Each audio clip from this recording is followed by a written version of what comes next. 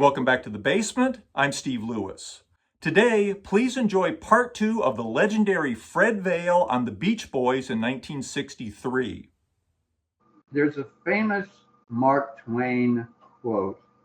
He said that the two most important days in your life are the day you were born and the day you find out why. The why date for me is May 24th, 1963. Lo and behold, it gets down to the day of the concert. So I borrowed my folks' 54 Chevy station wagon and I drove down to ticket locations, picked up what we call deadwood, which were the unsold tickets, picked up the cash from the ticket sales, drove out to the old Sacramento airport and drove up to the baggage claim area. And the Beach Boys arrived at Murray, just the five of them. No roadies, no road managers, no wardrobe people. The door opens up on the airplane and they roll the steps out to the plane, and the Beach Boys come down the steps and walk across the tarmac to the baggage claim area. And here I am with my friend Mike and his 57 Chevy and my folks' 54 wagon. And we introduced ourselves, loaded all the gear with the Beach Boys. I had the back seat down in the back of the station wagon, so we had Denny's drums, a couple of guitar amps, maybe 3 amps, and a couple of guitars and a bass guitar.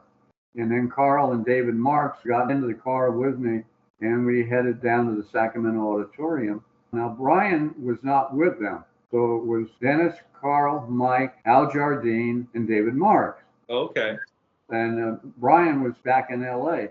And they're still living at home in those days. I mean, this is May 1963. So in the car on the way down, I'm driving. Carl's next to me in the middle. Dave is shotgun on the right side. We're on our way downtown, and Carl says, "Who are we opening for tonight?" And I said, "Carl, didn't Marshall tell you? You're the headliners. You're the stars. There is no opening act. You're just going to do 2 30, 35-minute sets." And he said, "No, we didn't know that. We've not headlined." He said, "We opened for Jan and Dean. We've opened for Dick Dale. We've opened for Ike and Tina Turner. We're an opening act. We're what they call a B act or a baby act." So I said, "Well, you're headlining tonight." Now, this is how innocent everybody was in those days. Carl says, "Well, I hope the promoter will do all right." And I looked at him and I said, "Carl, I'm the promoter." And he said, "But you're just a kid like us." I remember that line, and I thought that would be a great title for my long-awaited book. Yeah. You're just a kid like us. And I said, "Yeah, Carl." I said, "I'm that kid that just paid you $750. We ended up getting down to the auditorium, set up all the gear with the help of the stagehands. They went to the dressing rooms and they got ready. And we do the first set, and it was the hits at the time, which were Surfin' Safari, Surfin' USA. We did Graduation Day, the Four Freshmen. Danny did Dion DiMucci's The Wanderer. Oh, they did Johnny Be Good, the Chuck Berry song. And they were doing cover songs. Most of the set was cover songs. So they would do Dick Dale, Let's Go Trippin', Miserlou. And then the curtain goes down, and the kids went crazy. The auditorium held 5,300 with seating on the floor. It wasn't full. I think for that first show, they had a little bit over 3,000, I think 3,300, something like that. So, I mean, we made money, and we paid for the grad party, and that's the bottom line. But in the meantime, the kids are screaming, and the curtain goes down, and all the guys are high-fiving each other, and they're so excited that they're the headliners, and they went over so well. Then all of a sudden, Mike turns to me and said, "Fred, I know we went over, that's great, but we just shot our wad." He said, "We've done our set, we've done the songs that we normally do. What are we going to do for a second set?" I said, "Well, I'll tell you what, why don't you do the songs that went over well. Carl, you do longer guitar solos, and then Denny, you do longer drum solos." And I said, "If you've done other songs, if you've cut them already, but you haven't performed them, try them out. You own the Sacramento tonight, guys." They were a huge success. So they went and did a second set, and they did some new songs. I think they did Surfer Girl, which they hadn't even recorded at the time. So they did the second set, managed to make it through, loaded all our gear into my Volkswagen. They were staying at a place called the Mansion Inn, and it was still relatively early. You got to remember, it was an 8 o'clock concert. They did 2 short sets. We loaded up the gear. We got back to the hotel probably by 9:30, 9:45, went into the dining room to have dinner. So we sat down and we were at this long table with the Beach Boys and my friend Mike and me and my friend Ron and Murray. And we're all having burgers and fries and Cokes and milkshakes and stuff that kids would eat in 1963. And I'm next to Murray and Carl is diagonal with me. We're doing chit chat and how well they went over and they're all excited and they're still high from the concert and all the girls screaming and all that. And Carl said, "Hey, Pop, how much money did we make tonight?" And so Murray pulled a contract out of his jacket and he says, "Well, Mr. Vail," he's called me Mr. Vail, he said, "Mr. Vail paid us $750, but out of that, we've got the William Morris commission and we've got the airline tickets and we've got 2 rooms or 3 rooms for our lodging and dinner." And he said, "We'll probably get something to eat at the airport before the plane tomorrow." And he said, "But I think, in ballpark numbers, I think after everything's been said and done, you guys are going to make $50 to $55 a piece." Wow. Today, that sounds like a pittance, but you've got to remember this is 1963. So then Carl looks at me and says, "Well, Fred, how did you and the class do tonight?" And I said, "Well, the class made around $3,000 and I got 600. And he looked at me and he choked on his Coke and he said, "Fred, you made 10 times more than I made." Yeah. And I said, "Come to think of it, Carl, you're right. I did." So all of a sudden, Murray is doing the same math. And Murray says, "That's amazing." He said, "How did you do it?" And I told him the story. I said, "William Morris doesn't know what they've got." He said, "What do you mean?" I said, "Well, I know what William Morris does. They do what all the agencies do. They'll see a new act and they'll sign them to a contract to represent them. So if they hit, they'll have them on a contract. If they don't hit, they have nothing to lose but a piece of paper." Yeah. I said, "They're missing the boat. They didn't ask me about your records. They didn't ask me about the venue, what the gross potential was.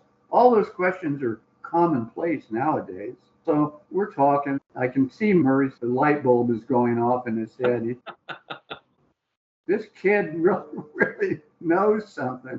And he asked me, "Well, do you have any ideas?" And I said, "Yeah, I got an idea." I said, "Why don't you let William Morris represent you in all the major markets? Let them book LA, New York, Chicago, Philadelphia, Miami. But you guys do the secondary markets where you can set up your own shows. You be the guys that rent a hall, print tickets, get spots on the radio. Then you can get the lion's share of the gate receipts." And Murray said, "That's a great idea." He said, "But I'm the dad. I have an Able Machinery Company. I sell drill presses and lathes to factories. That's my day job. My sons are still living at home."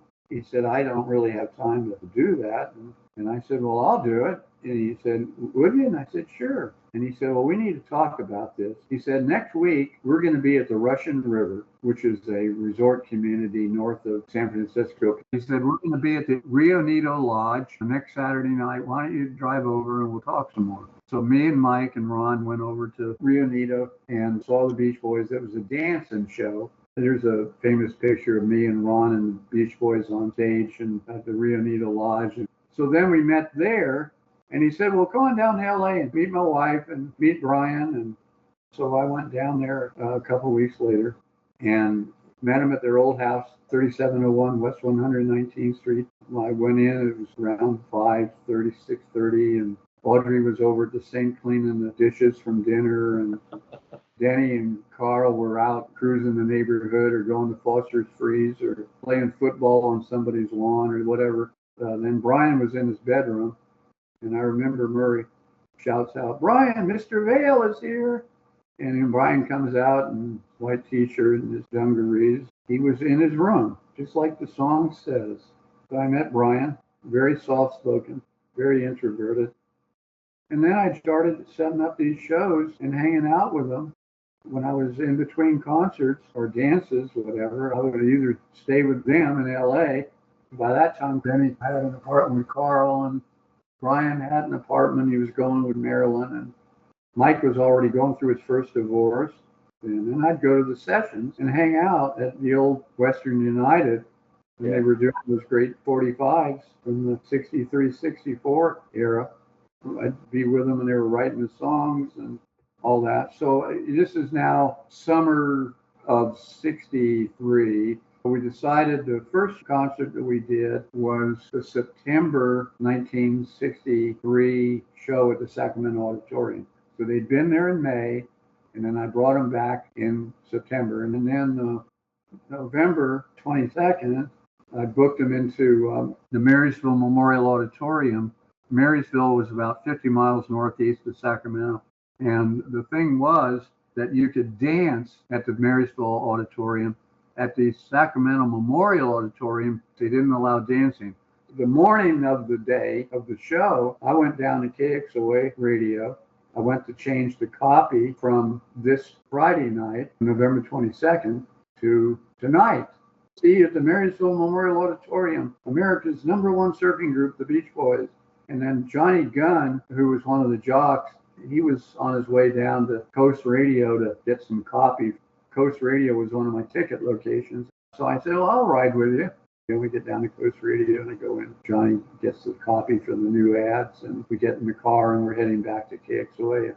Just about that time it comes on, the news at 12:30 Central Time, 10:30 in Sacramento. There's been shots fired at President Kennedy's motorcade in Dallas.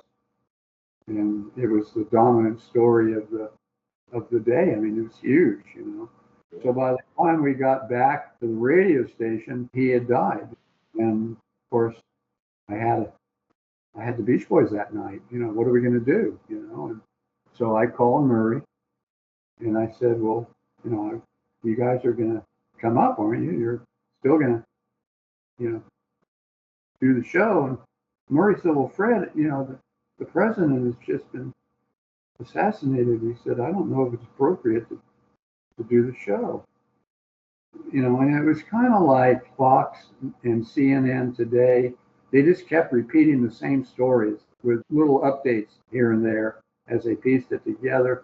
And I said, well, listen, I don't know about Marysville, but they've already closed the schools and kids are already going home.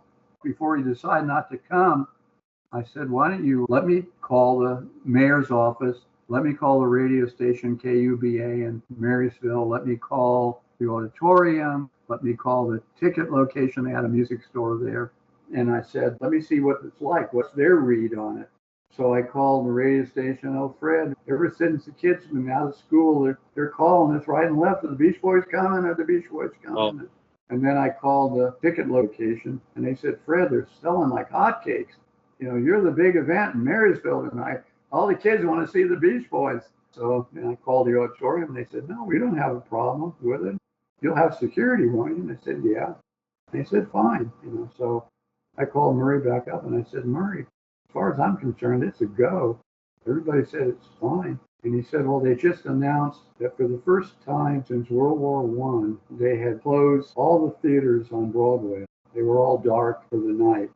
And he said, are you sure we should do this? And I said, yeah, the kids want to see the Beach Boys. It's not like they don't respect the president.